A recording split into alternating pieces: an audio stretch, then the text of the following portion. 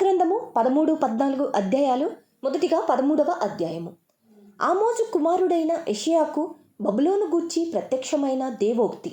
జనులు ప్రధానుల ద్వారములలో ప్రవేశించుటకు చెట్లు లేని కొండ మీద ధ్వజము నిలవబెట్టుడి, ఎలుగెత్తి వారిని పిలువుడి, సంజ్ఞ చెయ్యుడి. నాకు ప్రతిష్ఠులైన వారికి నేను ఆజ్ఞ ఇచ్చియున్నాను. నా కోపము తీర్చుకొనవలెనని నా పరాక్రమశాలులను పిలిపించియున్నాను. నా ప్రభావమును బట్టి హర్షించు వారిని పిలిపించియున్నాను. బహుజనుల ఘోషవలె కొండలలోని జన సమూహము వలన కలుగు శబ్దము వినుడి. కూడుకొను రాజ్యముల జనములు చేయు అల్లరి శబ్దము వినుడి. సైన్యములకు అధిపతియగు యెహోవా యుద్ధమునకై తన సేనను వ్యూహక్రమముగా ఏర్పరచుచున్నాడు.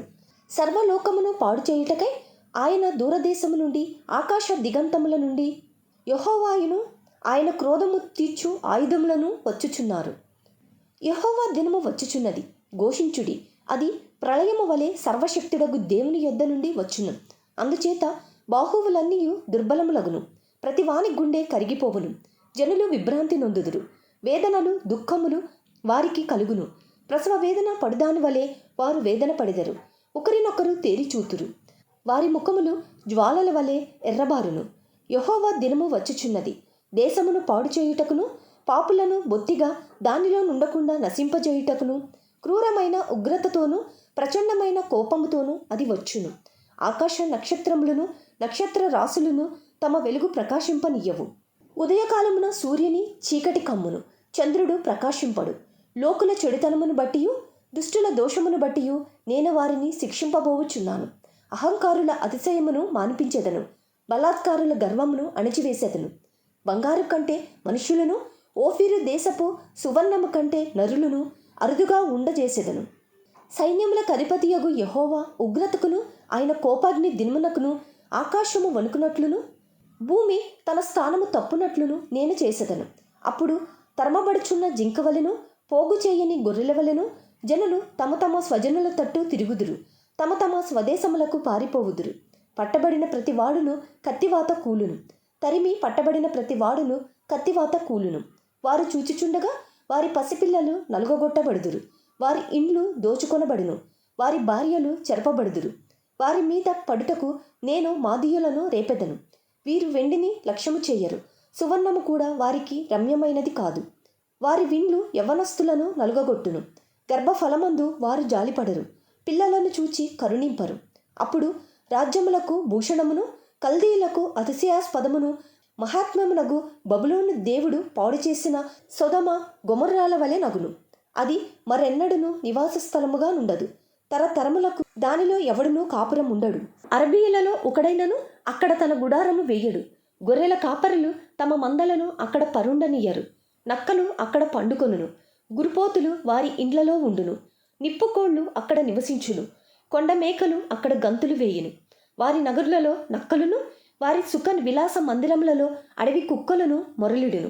ఆ దేశమునకు కాలము సమీపించియున్నది, దాని దినములు సంకుచితములు. యెషయా గ్రంథము 14వ అధ్యాయము. ఏలయనగా యెహోవా యాకోబునందు జాలిపడును, ఇంకను ఇశ్రాయేలును ఏర్పరచుకొనును. వారిని స్వదేశములో నివసింపజేయును, పరదేశులు వారిని కలుసుకొందురు. వారు యాకోబు కుటుంబమును హత్తుకొని ఉందురు. జనములు వారిని తీసుకొని వచ్చి వారి స్వదేశమున వారిని ప్రవేశపెట్టుదురు. ఇశ్రాయేలు వంశస్థులు యెహోవా దేశములో వారిని దాసులనుగాను, పనికత్తెలను గాను స్వాధీనపరచుకొందురు. వారు తమ్మును చెరలో పెట్టిన వారిని చెరలో పెట్టి, తమ్మును బాధించిన వారిని ఏలుదురు. నీ బాధను, నీ ప్రయాసమును, నీ చేత చేయింపబడిన కఠిన దాస్యమును కొట్టివేసి యెహోవా నిన్ను విశ్రమింపజేయు దినమున నీవు బబులోను రాజును గూర్చి అపహాస్యపు గీతము ఎత్తి ఈలాగున పాడుదువు. బాధించిన వారు ఎట్లు నశించిపోయిరి, రేగుచుండిన పట్టణము ఎట్లు నాశనమాయను. దుష్టుల దుడ్డుకర్రను, మానని హత్య చేత జనములను క్రూరముగా కొట్టిన ఏలికల రాజదండమును యెహోవా విరగగొట్టియున్నాడు. వారు ఆగ్రహపడి మానని బలాత్కారము చేత జనములను లోపరిచిరి. భూలోకమంతయు నిమ్మలించి విశ్రమించుచున్నది, జనములు పాడసాగుదురు.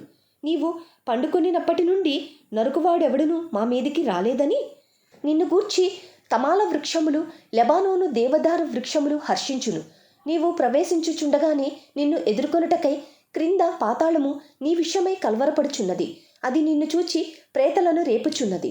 భూమిలో పుట్టిన సమస్త శూరులను, జనముల రాజులనందరినీ వారి వారి సింహాసనముల మీద నుండి లేపుచున్నది. వారందరూ నిన్ను చూచి, నీవును మావలే బలహీనుడవైతివా, నీవును మాబోటి వాడి వైతివా అందురు.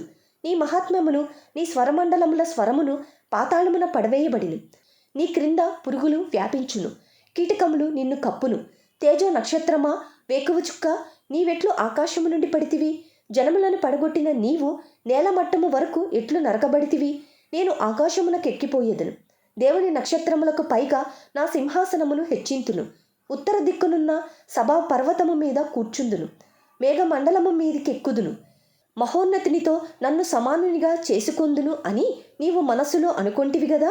నీవు పాతాళమునకు, నరకములో ఒక మూలకు త్రోయబడితివే. నిన్ను చూచువారు నిన్ను నిదానించి చూచుచు ఇట్లు తెలపోయుదురు, భూమిని కంపింపజేసి రాజ్యములను వణికించిన వాడు ఇతడేనా? లోకమును అడవిగా చేసి దాని పట్టణములను పాడు చేసిన వాడు ఇతడేనా? తాను చెరపట్టిన వారిని తమ నివాస స్థలమునకు పోనీయని వాడు ఇతడేనా?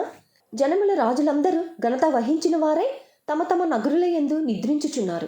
నీవు సమాధి పొందక పారవేయబడిన కొమ్మవలేనున్నావు. ఖడ్గము చేత పొడవబడి చచ్చిన వారి సౌములతో కప్పబడిన వాడవైతివి. త్రొక్కబడిన పీనుగు వలెనైతివి. బిలము యొక్క రాళ్ల యొద్దకు దిగుచున్న వానవలేనున్నావు. నీవు నీ దేశమును పాడు చేసి నీ ప్రజలను హతమార్చితివి. నీవు సమాధిలో వారితో కూడా కలిసి ఉండవు. దుష్టుల సంతానము ఎన్నడను జ్ఞాపకమునకు తేబడదు. వారు పెరిగి భూమిని స్వతంత్రించుకొని పట్టణములతో లోకమును నింపకుండునట్లు తమ పితరుల దోషమును బట్టి అతని కుమారులను వధించుటకు దొడ్డి సిద్ధపరచుడి. సైన్యములకు అధిపతియగు యెహోవా వాక్కు ఇదే. నేను వారి మీదికి లేచి బబులోను నుండి నామమును, శేషమును, కుమారుని, మనుమని కొట్టివేసేదనని యెహోవా సెలవిచ్చుచున్నాడు. నేను దానిని తుంబోడికి స్వాధీనముగాను నీటి మడుగులుగాను చేయుదును. నాశనమను చీపురు కట్టతో దాన్ని తుడిచివేసెదను అని సైన్యములకు అధిపతియగు యెహోవా సెలవిచ్చుచున్నాడు. సైన్యములకు అధిపతియగు యెహోవా ప్రమాణపూర్వకముగా ఇలాగు సెలవిచ్చుచున్నాడు. నేను ఉద్దేశించినట్లు నిశ్చయముగా జరుగును, నేను యోచించినట్లు స్థిరపడును. నా దేశములో అశ్షూరును సంహరించెదను, నా పర్వతముల మీద వాని నలుగద్రొక్కెదను. వాని కాడి నా జనముల మీద నుండి తొలగిపోవును, వాని భారము వారి భుజము మీద నుండి తొలగింపబడును. సర్వలోకమును గూర్చి నేను చేసిన ఆలోచన ఇదే. జనములందరి మీద చాపబడిన బాహువు ఇదే. సైన్యములకు అధిపతియగు యెహోవా దాన్ని నియమించి ఉన్నాడు. రద్దుపరచగలవాడెవడు? బాహువు దాచినవాడు ఆయనే. దాన్ని త్రిప్పగలవాడెవడు? రాజైన ఆహాజు మరణమైన సంవత్సరమున వచ్చిన దేవోక్తి. ఫిలిష్తియా, నిన్ను కొట్టిన దండము తుత్తునీయులుగా విరవబడినని అంతగా సంతోషింపకము. సర్ప బీజము నుండి మిడునాగు పుట్టును, దాని ఫలము ఎగురు సర్పము. అప్పుడు అతి బీదలైన వారు భోజనము చేయుదురు, దరిద్రులు సురక్షితముగా పండుకొందురు. కరువు చేత నీ బీజమును చంపేదను, అది నీ శేషమును హతము చేయును. గుమ్మమా, ప్రలాపింపుమి, పట్టణమా, అంగలార్పుమి. ఫిలిష్తియా, నీవు బొత్తిగా కరిగిపోయి ఉన్నావు. ఉత్తర దిక్కు నుండి పొగలేచుచున్నది. వచ్చువారి పటాలములలో వెనుక తీయువాడు ఒకడునూ లేడు. జనముల దూతకియ్యవలసిన ప్రత్యుత్తరమేది? యెహోవా సియోనును స్థాపించియున్నాడు, ఆయన జనులలో శ్రమనొందిన వారు దాని ఆశ్రయింతురు అని చెప్పవలెను.